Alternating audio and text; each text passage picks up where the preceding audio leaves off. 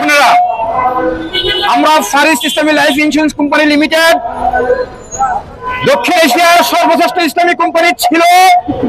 সেখানে হাজার হাজার কোটি টাকা প্রিমিয়াম ইনকাম হয়েছে বিগত 24 বছরে। কিন্তু এখান থেকে সাবেক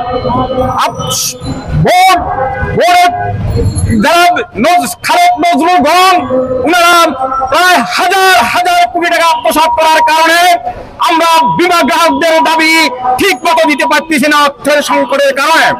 অন্যদিকে আমাদের কর্মকর্তা কর্মচারীদের বিগত 10 বছর আমরা তাদেরকে প্রমোশন দিতে পারি নাই। তাদের ইনক্রিমেন্ট বন্ধ, তাদের সকল সুযোগ সুবিধা বন্ধ, একমাত্র অর্থের কারণে। আপনারা জানেন আমাদের মূল সম্পদ হচ্ছে আমাদের পলিসি হোল্ডার। পলিসি হোল্ডাররা তাদের টাকা না পাওয়ার কারণে আমাদের প্রিমিয়াম সংগ্রহ প্রায় তার প্রান্তে এসে পৌঁছেছে। এই মুহূর্তে আমাদের আর কোনো বিকল্প ছিল না, কারণ আমরা দীর্ঘদিন যাবত দেখেছি আমাদের আইন কর্মকর্তা কথা বলেছেন, আমাদের সিএফও সাহেব কথা বলেছেন, আমাদের অর্থের বিশাল সংকট, আমরা অর্থের অভাবে আমরা বিপদ পরিশোধ করতে পারতেছি না।